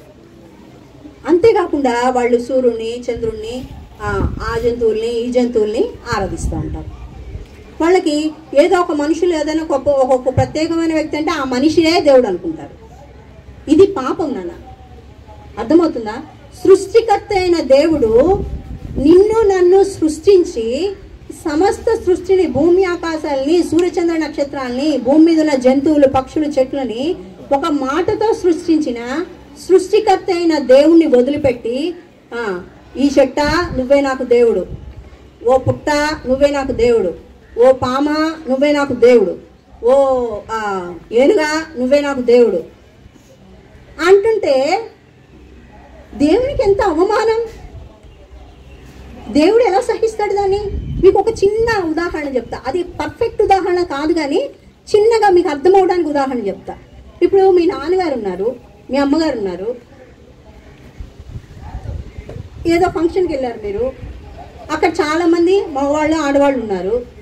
మీ అమ్మా నాన్నని వదిలిపెట్టి మీకు ఏదో ఐస్ క్రీమ్ కొనుక్కోవాలి, 10 రూపాయలు అవసరమైంది. మీ అమ్మా నాన్నని వదిలిపెట్టి వేరే అంకుల్ దగ్గరికి, ఆంటీ దగ్గరికి వెళ్ళి, అంకులు నువ్వే నా నాన్నవి 10 రూపాయలు, ఆంటీ నువ్వే నా అమ్మవి 10 రూపాయలు అంటే ఏం చేస్తారు? మీ అమ్మ నాన్న ఏం చేస్తారు? పేట్న కొట్టరా, సిగ్గులేదా, నేను ఉన్నాను కదా అంటారు కదా. అంతకంటే భయంకరంగా చేస్తున్నాం మనం దేవుని విషయంలో. చెట్టుని పుట్టని ఆరాధించినప్పుడు, మనుషుల్ని దేవుడని అన్నప్పుడు, సూర్యుడిని చంద్రుడిని దేవుడని అన్నప్పుడు, ఇంకా వేరే వేరే మీరు ఏదైనా ఊహించుకోండి, ఎన్ని సజీవుడైన దేవుణ్ణి కాకుండా ఇంకెవరిని మీరు దేవుడని ఆరాధించినా మీ నాన్నను వదిలిపెట్టి వేరే వాళ్ళని నానా నానా అనుకుంటూ తిరిగినట్టుగా ఉంటుంది. మీ అమ్మ ఆకలేస్తుంది అన్నం పెట్టాలి మిమ్మల్ని అనకుండా పక్కింటి వాళ్ళకి వెళ్ళి అమ్మ ఆకలేస్తుందంటే పోవే మిమ్మల్ని అడుగు అంటారు కదా. అందుకే ఈ చెట్టు పుట్టను ఆరాధించే వాళ్ళ హృదయ అవసరతలు తీరట్లా, వాళ్ళకి ఉండవలసిన ఆదరణ రావట్లా, వాళ్ళ ప్రేమను అనుభవించాల్సినట్లుగా ప్రేమించట్లా. ఎందుకంటే అమ్మా నాన్నను మించిన ప్రేమ ఎవరు చూపిస్తారు? సజీవుడైనా సృష్టికర్త అయినా నిన్ను సృష్టించిన దేవుడు తప్ప నిన్ను ఎవరు ప్రేమించగలరు అనుకుంటున్నావు? ఏ చెట్టుని పుట్టను ఆరాధిస్తే నీకు ఉండవలసిన సంతోషం వస్తుంది? ఏ జంతువుని నువ్వు ఆరాధిస్తే ఏ జంతువు నీకు సహాయం చేస్తుంది? కనీసం ఆ జంతువులో ఆత్మ అయినా లేదే, చచ్చిపోతే మట్టి అయిపోతుంది. ఎంత బుద్ధిహీనత అది! అది పాపం కదా? సృష్టికర్త అయిన దేవుణ్ణి విడిచిపెట్టి సృష్టిని పూజించడం పాపం కదా? సూర్యుడు నీకు ఏం చేయగలడు? సూర్యుడు నిన్ను ఆదరించగలడా? నిన్ను ఓదార్చగలడా? నీకు పరలోక రాజ్యం ఇవ్వగలడా? సూర్యుడు ఎందుకు ఆదరిస్తున్నావు? అది మూర్ఖత్వం కాదా? అది బుద్ధిహీనత కాదా? ఎప్పుడు అలా చేయకండి. ఇంకెప్పుడు మీ ఇంట్లో అయినా మీ అమ్మ నాన్న అజ్ఞానులై వాళ్ళు మీకు బలవంతం చేసినా చేయొద్దు. ఎందుకంటే సజీవుడైన సృష్టికర్త అయిన దేవుడు మాత్రమే దేవుడు, వేరే ఇంకే సృష్టి కాదు, ఏ మనిషి కాదు. కొంతమంది రాజులైన మంచి మనుషులు ఉన్నారు, రాజులు మంచి ప్రవర్తన కలిగి మంచి ఆదర్శప్రాయమైన జీవితం కలిగిన రాజులు ఉన్నారు. వాళ్ళు దేవుళ్ళు కాదు నానా, వాళ్ళు మంచి మనుషులు అంతే. వాళ్ళని ఆరాధించకండి. దేవుడే ఆరాధించడానికి తగినవాడు, దేవుడే సృష్టికర్త, ఆయన మాత్రమే దేవుడు, సజీవుడు. ఆయనకి రూపం ఇవ్వద్దు. అవును, ఆ దేవుడినే నేను ఆరాధిస్తున్నాను కానీ ఈ రూపం ఇస్తాను, ఈ ఫోటో పెట్టుకుంటాను, ఇది యేసు ప్రభు ఫోటో పెట్టుకోవద్దు. ఆయనకి నువ్వు రూపం ఇవ్వలేవు, ఆయనకు ఒక రూపం తయారు చేయొద్దు. ఆయన సర్వశక్తిమంతుడు, ఆయన బలిష్ఠుడు. ఆయన్ని ఎవరు ముఖాముఖిగా చూడాలా ఇంతవరకు? పరలోకానికి వెళ్ళాకే మనం చూస్తాం. కాబట్టి ఈ భూమి మీద ఉండగా మనం రూపం ఇవ్వకూడదు ఆయనకి. సజీవుడైన సృష్టికర్త అయిన దేవుని మనం ఆరాధించాలి. వాళ్ళు ఏం చేశారంటే వీళ్ళు దేవుళ్ళు బాబాయ్ అని చెప్పి పౌలుకేమో హెర్మే అని పేరు పెట్టేశారు. వాళ్ళు దేవత పేరు అనమాట, హెర్మే అని పేరు పెట్టారు. బర్నబాకేమో ద్యుపతి అని పేరు పెట్టేశారు. అంటే వాళ్ళ దేవతల పేరు వాళ్ళిద్దరికి పెట్టేసి అమ్మ నువ్వు హెర్మేవి దేవుడా, నువ్వు ద్యుపతివి దేవుడా దేవుడా అని ఇక వాళ్ళు హడావుడి చేసుకుంటా ఇదిగో ఎడ్లు తెచ్చేసారు బలేవటానికి. వాళ్ళకి ఎడ్లు తెచ్చారు, పోల్దండలు తెచ్చారు, గందరగోళం చేసేస్తున్నారు, డమ్ములు కొడుతున్నారు, మీరు బలిస్తాం ఇప్పుడు మేము మీరే దేవుళ్ళని మొదలుపెట్టారు. మొదలు పెట్టేసరికి మరి మనం కూడా విగ్రహారాధన చేసేవాళ్ళు కూడా అలాంటి బుద్ధిహీనమైన పనే చేస్తాం. వీళ్ళు ఏం చేశారో తెలుసా? పౌలుశీల గట్టిగా అరుచుకుంటూ ఆ సమూహంలోకి, ఆ గుంపులోకి చొరబడ్డారు, లోపలికి బట్టలు చించేసుకున్నారు. ఏం చేస్తున్నారో మీకు తెలుసా? ఎంత బుద్ధిహీనమైన పని చేస్తున్నారో మీకు తెలుసా? ఎందుకు అలా చేస్తున్నారు? అయ్యలారా అలా చేయకండి, మేము కూడా మీలాంటి మనుషులమే, మా స్వభావం కూడా మీలాంటిదే, అలా చెయ్యొద్దు, అలా చేయకండి, మేము దేవుళ్ళం కాదు. మీ బైబిల్ తెరిచి అపోస్తలుల కార్యములు తీయండి అని అందరూ ఆ మాట అందరం చదువుదాము.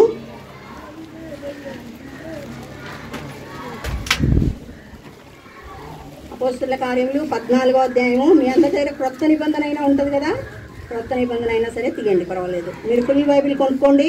మీకు బంగారు గొలుసులు ఉంగరాల కంటే కూడా బైబిల్ చాలా పెద్ద ఆస్తి నానా. బైబిల్ కొనుక్కోండి, మీ సొంత పాకెట్ మనీతో కొనుక్కోండి. అపోస్తలుల కార్యములు 14వ అధ్యాయము 117 పేజీ నంబరు, తీయడం రాకపోతే అక్కడ 14వ వచనం నుంచి అందరూ చదవండి నాతో. అపోస్తలులైన బర్నబాయు పౌలును ఈ సంగతి విని తమ వస్త్రములు చించుకొని సమూహంలోనికి చొరబడి, అయ్యలారా మీరు ఎందుకు ఇలాగ చేస్తున్నారు? మేము కూడా మీ వంటి స్వభావం గల నరులమే.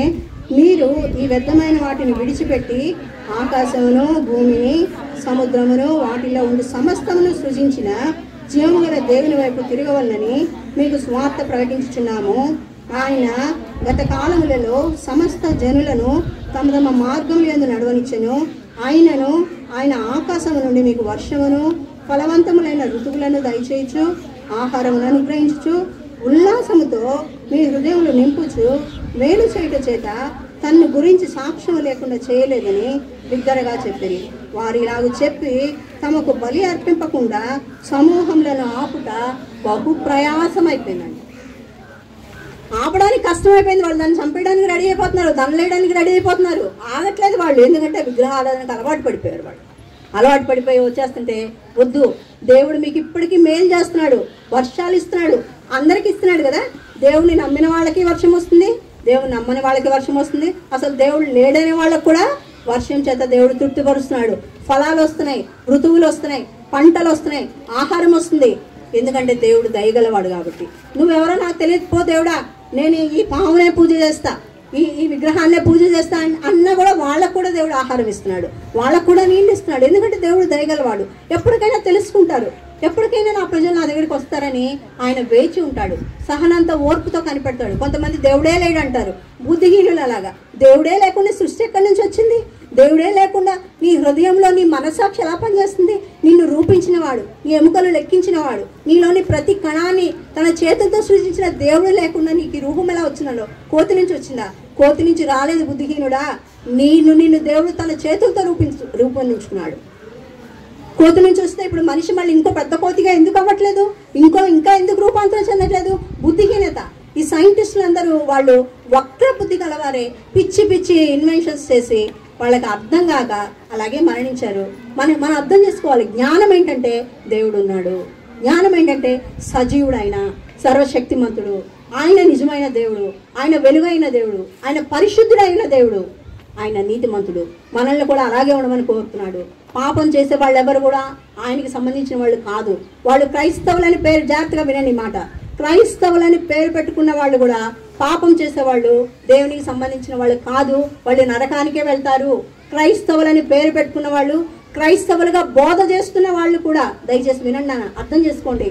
క్రైస్తవులని బోధ చేస్తున్న వాళ్ళు కూడా వాళ్ళు పాపం చేశారని మీకు ఎప్పుడైనా తెలిస్తే మీరు రూఢిగా గట్టిగా బల్లగుద్ది చెప్పచ్చు, వీడు దేవుని సంబంధి కాదు, వీడు పాపి, సైతాను సంబంధి, మనుషుల్ని మోసం చేస్తున్నాడు, వాడిని నాడే మోసం చేసుకున్నాడు. అంతే. పాపం చేసే వాళ్ళెవరు కూడా ఈ దేవునికి సంబంధించిన వాళ్ళు కాదు. నోటితో చెప్తే చెప్పుకోవచ్చు, వాళ్ళు భుక్తి కోసం, తిండి కోసం వాళ్ళు అలా ప్రచారాలు చేస్తే చేసుకొని వాళ్ళు దేవుని రాజ్య సంబంధులు కాదు. అర్థమవుతుందా? పాపానికి ఈ దేవునికి సంబంధం లేదు. ఈ దేవుడు పరిశుద్ధుడు, ఈ దేవుడు సజీవుడు, నీతిమంతుడు. ఈయనకి పాపానికి సంబంధం ఉండదు.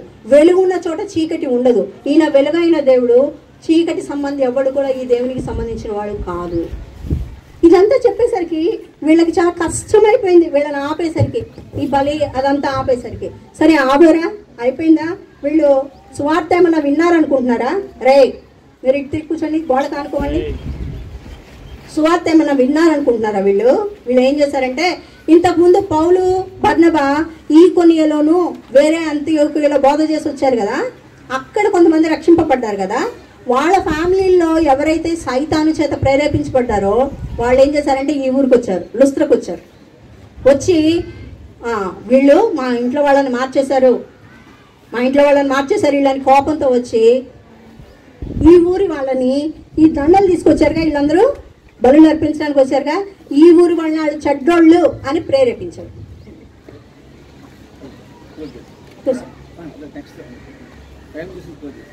కొంచెం కాబట్టి వీళ్ళు ఏం చేశారంటే ప్రేరేపించారు, అంటే రెచ్చగొట్టారనమాట. ఈ దండలు తీసుకొని పూజ చేస్తామన్నారు కదా, వాళ్ళని వేరే ఊర్ల నుంచి, ఈ కొనియ నుంచి, అంత్యోకియ నుంచి వచ్చిన వాళ్ళు ఏం చేశారంటే వీళ్ళని రెచ్చగొట్టారు. వీళ్ళు మంచోళ్ళు కాదు, వీళ్ళు చెడ్డోళ్ళు అనేసరికి ఇప్పుడు దాకా మేము దండలేస్తాం, బలిస్తాం అన్నోళ్ళల్లా రాళ్ళు తీసుకొని కొట్టడం మొదలుపెట్టారు. ఎంత బుద్ధిహీనులో చూడండి. మనుషుని నమ్మితే అంతేరా. కాసేపు వీడు నీ ఫ్రెండ్ అవుతాడు, నువ్వే నా ఫ్రెండురా, నేను జీవితకాలం నీతోనే ఉంటానా, నాదంతా నీకు ఇస్తాను అది ఇది అంటాడు. రేపు పొద్దున వాడు ఎందుకు శత్రువు అవుతాడో తెలియదు. నువ్వు నాకు చాలా ఫ్రెండ్వే, నువ్వంటే నాకు చాలా ఇష్టమే అంటది, రేపు పొద్దున పోట్లాడుతూ ఉంటుంది. ఎందుకో తెలియదు. మనుషుల్ని నమ్మితే అలాగే ఉంటుంది. మనుషుల్ని నమ్మకూడదు. అర్థమైందా? దేవుడే నిజమైన స్నేహితుడు నాన్న, దేవుడే నిజమైన తండ్రి, నిజమైన తల్లి. ఆయన ఆశ్రయిస్తే మీకు అన్ని అవసరత, ఫ్రెండ్ తీర్చాల్సిన అవసరత తీరుస్తాడు, తండ్రి తీర్చాల్సిన అవసరత తీరుస్తాడు, అమ్మ తీర్చాల్సిన అన్నీ ఆయన తీరుస్తాడు. ఆయన సరిపోతాడు మనకి. అర్థమైందా? ఫ్రెండ్స్ని నమ్మకండి, రాజకీయ నాయకులను అసలే నమ్మకండి. ఈ క్రికెటర్స్ వీళ్ళని హీరోలుగా పెట్టుకోకండి, వాళ్ళు మీకు ఉపయోగపడదు కదా. వాళ్ళు కాదు హీరోలు, యేసుక్రీస్తు ప్రభువారు ఒక్కరే హీరో. ఆయన్ని హీరోగా పెట్టుకోండి, ఆయన అనుసరించండి. ఆయన మీ అవసరాలు తీరుస్తాడు, మిమ్మల్ని తృప్తిపరుస్తాడు, మిమ్మల్ని ఆదరిస్తాడు, ధైర్యపరుస్తాడు. కృంగినప్పుడు సడన్గా రివర్స్ అయిపోయి పోట్లాడు నీతో, నువ్వు రివర్స్ అయిపోయినా ఆయనే వెంటబడతాడు నీ వెంట. వద్దునా నాకు వచ్చేరా, వద్దురా బాబు, మన ఇద్దరం ఫ్రెండ్స్గా ఉందాం. జీవితకాలం నువ్వు ఎన్నిసార్లు తిరగబడినా నీ వెంటపడే మంచి స్నేహితుడు ఆయన. వీళ్ళు ఏం చేశారు? ఇప్పుడు దాకా దండం పెడతాము అన్న వాళ్ళల్లా రాళ్ళు వేసుకోవటం మొదలుపెట్టారు. బాగా రాళ్ళు వేసుకుంటున్నారు. ప్రాముఖ్యంగా పౌలు కదా బోధ చేస్తున్నాడు, పౌలు మీద బాగా రాళ్ళు వేస్తారు. అంతమంది గుంపు. ఇప్పుడు మీరు అందరు నా మీద రాళ్ళు వేస్తే ఎట్లా ఉంటుంది కదా? పెద్ద పెద్ద రాళ్ళు తీసుకుని వేస్తుంటే పాపం పౌలుకి ఎముకలు ఇరిగిపోయినాయేమో తెలియదు. పెద్ద పెద్ద రాళ్ళు వేస్తూ ఉన్నారు, కొడతా ఉన్నారు. పౌలు స్పృహ తప్పి పడిపోయాడు. పడిపోయేసరికి ఇంకా వాళ్ళకి ఇంకా క్రోధము, కోపం, అట్లా ఎందుకు కొడుతున్నారో తెలియదు. బుద్ధిహీనులనా ప్రజలు, సాతాను అధికారం కింద ఉన్న వాళ్ళందరూ బుద్ధిహీనులు. వాళ్ళు ఏం చేస్తున్నారో వాళ్ళకి తెలియదు. అందుకనే వాళ్ళు పిచ్చి పిచ్చిగా ఆరాధనలు చేస్తారు, అర్థం లేకుండా పూజలు చేస్తారు. వాళ్ళకి ఏమీ పాపం అర్థం కాదు. అర్థం కాక వాళ్ళు అలాంటి బుద్ధిహీనమైన పనులు చేస్తారు. కొట్టారు, చచ్చిపోయాడు అనుకున్నారు. ఏం చేశారో తెలుసా? చేతులు కాళ్ళు పట్టుకొని ఈడ్చుకుంటా ఊరి బయటికి తీసుకెళ్ళిపోయారు. చచ్చిపోయాడు అనుకున్నారు. చేతులు కాళ్ళు పట్టుకొని ఈడ్చారు. ఈడిస్తే రోడ్డు మీద ఆ రాళ్లలో ఈడిస్తే ఎలా ఉంటుంది? ఉన్న ప్రాణం కాస్త పోతుంది కదా. రాళ్లతో కొట్టి కాకుండా మళ్ళీ ఈడుస్తా ఊరి బయటకి తీసుకెళ్లారు. ఇదిగో పౌలు రాళ్లతో కొడుతున్నారనమాట. రాళ్లతో కొడతా పౌల్ని అంత చచ్చిపోయాడు అనుకొని ఊరి బయటికి ఈడ్చేశారు. కనబడిందమ్మా అందరికీ? ఈడ్చేసి వెళ్ళిపోయేసరికి ఇంకా శిష్యులు, ఆ దేవుని ప్రజలు నమ్ముకున్న వాళ్ళు ఉన్నారు కదా కొంతమంది, చాలా ఏడుపు వచ్చేస్తూ ఉంది వాళ్ళకి. పౌలు చుట్టూ అక్కడ పడి ఉన్నాడు, చుట్టూ నిలబడి ఏడుస్తూ ఉన్నారు. తన ఇంకా చూస్తూ ఉన్నారు. దేవా ఎంత కీడు జరిగింది, ఎంత కష్టం అని చెప్పి ఏడుస్తూ ఉన్నారు. ఏడుస్తూ ఉంటే ఏం జరిగిందో తెలుసా? లుస్త్రాలో ఒక అద్భుతం జరిగింది ఇంతకుముందు. ఏంటది? లుస్త్రాలో జరిగిన మొదటి అద్భుతం ఏంటి? Very good, very good. కుంటివాడికి లేవమనగానే లేచి శక్తి వచ్చింది. ఇప్పుడు రెండో అద్భుతం ఏం జరిగిందో తెలుసా? వీళ్ళందరూ ఏడుస్తున్నారు చుట్టూ నుంచొని. పౌలు ఇట్లా అనుకుంటున్నారు, హే కదులుతున్నాడు, హే బతికే ఉన్నాడు అనుకునేసరికి లేచి ఉంచున్నాడు. ఎట్లా ఉంది? పడిపోతారు, ఎట్లా ఉంది? లేదు లేదు, పర్వాలేదు పర్వాలేదు అని చెప్పి పర్వాలేదు అని చెప్పి లేచి బట్టలు దులుపుకున్నాడు. అంత అంటే దేవుడు బ్రతికించాడు. దేవుడి శక్తి తప్ప ఇంకెవ్వరూ అలా చేయలేరు. మామూలుగా అయితే చచ్చిపోవాలి పౌలు, కానీ దేవుడు నూతన జీవాన్ని ఇచ్చాడు, శక్తిని ఇచ్చాడు. లేచి బట్టలు దులుపుకొని రండి ఊళ్ళోకి వెళ్దాం అన్నారు. వద్దండి బాబు, వాళ్ళు మళ్ళీ కొడతారంటే లేదు లేదు, మన ప్రియులు వాళ్ళు బలహీన పడతారు కదా, భయపడిపోతారు కదా, మనం వెళ్దాం, లోపలికి వెళ్ళి వాళ్ళని బలపరుద్దాం అని చెప్పి ఈయన. అందుకే నేను చెప్పాను, యేసు ప్రభు కోసం మాత్రమే ఇలాగ ప్రాణాలు తెగించడానికి ఇష్టపడతారు ఎవరైనా. ఎందుకంటే ఆయన సజీవుడైన దేవుడు, ఆయన రియల్ హీరోనా, రియల్ హీరో. ఏ సచిన్ టెండూల్కర్ కాదు, విరాట్ కోహ్లీ కాదు, ఎవడు కాదురా, ఎవరు కాదు. The real hero in this universe is Lord Jesus Christ. ఏ అందగత్తల్ని మీ హీరోయిన్లో పెట్టుకోకండి అమ్మా. యేసుక్రీస్తు వారు నిజమైన సౌందర్యవంతుడు, నిజమైన ప్రియుడు. ఎవరి దగ్గరైనా ఉంటే మనకు సంతోషం కలుగుతుందంటే అది ఆయన దగ్గరే, ఆయన దగ్గరే. ఆయన నీ హృదయంలో చేర్చుకుంటావా? ఇష్టమైన నీ హృదయం ఆయనకి ఇవ్వడం. నేను చెడ్డదాన్ని, అవును నువ్వు చెడ్డదాన్ని కాబట్టి నేను అడుగుతున్నాడు. మంచి వాళ్ళు అయితే ఆయన దగ్గరికి రారు. లేచాడు, దులుపుకున్నాడు, ఊళ్ళోకి వెళ్ళాడు. మళ్ళీ లుస్త్రలోకే వెళ్ళి అక్కడ ఉన్న వాళ్ళకి ఏం చెప్పాడు తెలుసా? భయపడద్దు. మనము ఎన్ని శ్రమలు అనుభవించినా దేవుని రాజ్యానికి వెళ్ళడం ముఖ్యం.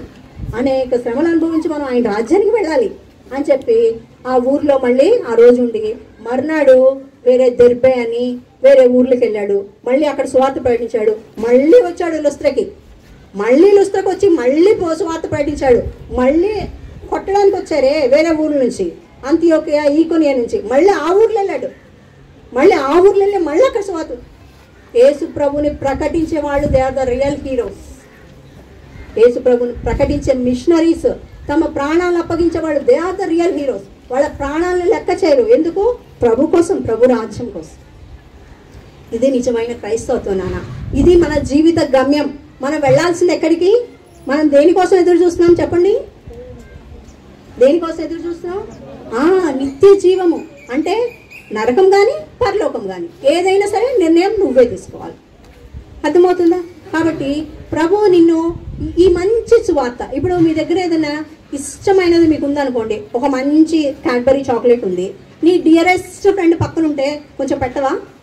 ఇష్టంగా నీకు ఇష్టమైంది అంటే మామూలుగా అయితే మనకు స్వార్థం ఎక్కువ కదా, మొత్తం నేనే తినేయాలనుకుంటాం. కానీ ఒక్క క్యాడ్బరీ చాక్లెట్ కాకుండా మీకు క్యాడ్బరీ ఫ్యాక్టరీగా ఉందనుకోండి, ఎందుకంటే దేవుడు అలాగా ఐశ్వర్యవంతుడు కదా, దేవుడు ఐశ్వర్యవంతుడు కాబట్టి మీకు క్యాడ్బరీ చాక్లెట్ ఫ్యాక్టరీయే మీది అనుకోండి. అలాంటప్పుడు నీ క్లోజ్ ఫ్రెండ్కి ఒక చాక్లెట్ ఇవ్వవా? మరి ఇలాంటి మంచి సువార్తను వేరే వాళ్ళతో షేర్ చేసుకోవా? మేము అందుకే షేర్ చేస్తున్నాం నాన్న. మీకు ఎందుకు చెప్తున్నామంటే మేము అనుభవించాం ఈ ఆనందాన్ని. క్యాడ్బరీ చాక్లెట్ కంటే తీయనైనటువంటి సువార్త సత్యాన్ని మేము అనుభవించాం. మీరు కూడా అనుభవించండి.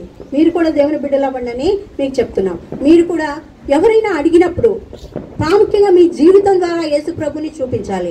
ఎవరైతే ప్రభుని ఇంకా అంగీకరించలేదో మీ హృదయాల్లోకి యేసయ్యని చేర్చుకున్నానా, అంతకంటే ధన్యకరమైన జీవితం ఇంకొకటి లేదు. మన కంఠత్వాక్యం ఏంటంటే, మీరు ఆల్రెడీ చదివే ఉంటారు, ఇప్పుడు ఎవరు చదవక్కర్లా. మార్కు సువార్త 16:15. మీరు సర్వలోకమునకు వెళ్ళి సర్వ సృష్టి సువార్త ప్రకటించండి. అది ఆ సర్వలోకానికి వెళ్ళే వాళ్ళు వేరే వాళ్ళని మిషనరీలుగా ప్రభు పిలుస్తాడు. మనము మన చుట్టూ, మన లోకం ఏంటి?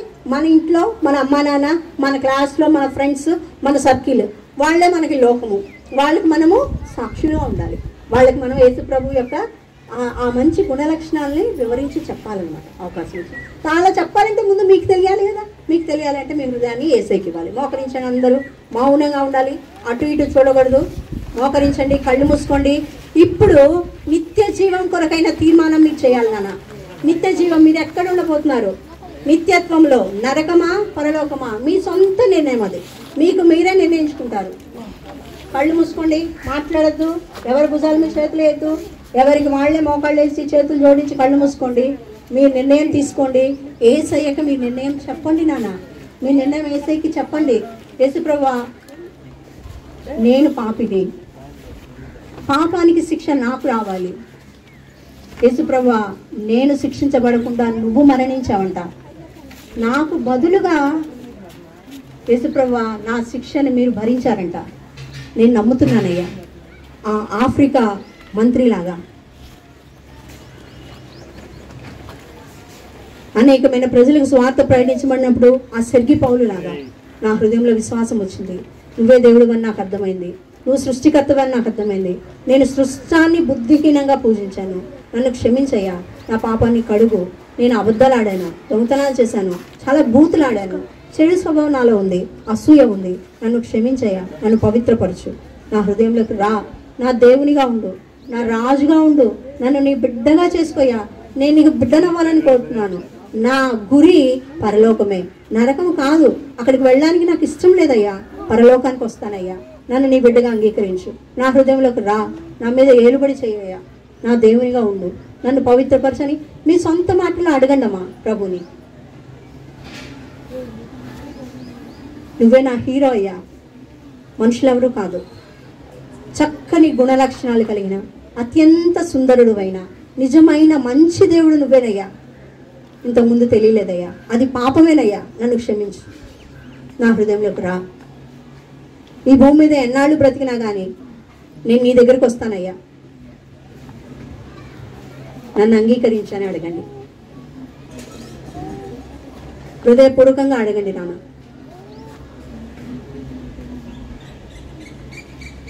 ప్రేమగల పర్లకు రండి. మీ పాదాలకు హృదయపూర్వకమైన కృతజ్ఞతాస్తుతులు ప్రభా. సృష్టికర్తవు, సజీవుడవు, మాతో మాట్లాడే దేవుడవు, మా విషయమై పట్టింపు కలిగిన దేవుడవు, మమ్మల్ని ప్రేమిస్తున్న దేవుడవు, మా తల్లి కంటే, తండ్రి కంటే, స్నేహితుల కంటే, అందరికంటే ఎక్కువగా ప్రేమిస్తున్న దేవుడు. అందుకే మీరు మా కోసం ప్రాణం ఇచ్చారయ్యా. విజయశాలిగా తిరిగి లేచారయ్యా. మా దేవుడయ్యా, మా నాయకుడు మీరయ్యా. మిమ్మల్ని హృదయంలో అంగీకరించిన ఈ చిన్న బిడ్డల హృదయాలలో లోతైన కార్యం జరిగించండి అయ్యా. వాళ్ళ రక్షణను నిశ్చయపరచండి అయ్యా. ముద్ర వేయండి అయ్యా పరిశుద్ధాత్మతో. మీ బిడ్డలుగా ప్రతిష్ఠించండి అయ్యా. వాళ్ళ తీర్మానాన్ని స్థిరపరచండి అయ్యా. అంతవరకు నిలిచి ఉండగలుగుట కృపనివ్వండి అయ్యా. వాళ్ళని చక్కని సజీవమైన సంఘాల్లో పంపించండి అయ్యా. అయ్యా, మీకు సజీవమైన మీ వాక్యానికి అప్పగించడం తప్ప ఇంకా ఏమి చేయలేని అశక్తులమయ్యా. మీరు మాత్రమే కాపాడగలిగిన బిడ్డల్ని కాపాడండి, సంరక్షించండి. అంతం వరకు వాళ్ళ జీవితాంతం కూడా నిలిచి ఉండగల కృపనివ్వండి అయ్యా. కరుణించండి. పేరు పేరు వరుసన వాళ్ళని దర్శించండి. పేరుతో వాళ్ళని పిలుస్తున్నారని వాళ్ళకి నిశ్చయితనివ్వండి అయ్యా. వాక్యం కోసమైన ఆకలి తప్పులు ఇవ్వండి. మీ ఎడలైన ప్రేమను పుట్టించండి. మీ ప్రేమను ఎరిగేటువంటి లోతైన ఒప్పుదలని ఇవ్వండి. కృపగల మీ హస్తాలకు అప్పగించుకుంటూ హృదయపూర్వకమైన కృతజ్ఞతాస్తుతులతో యేసయ్య నామములో ప్రార్థిస్తున్నాను తండ్రి.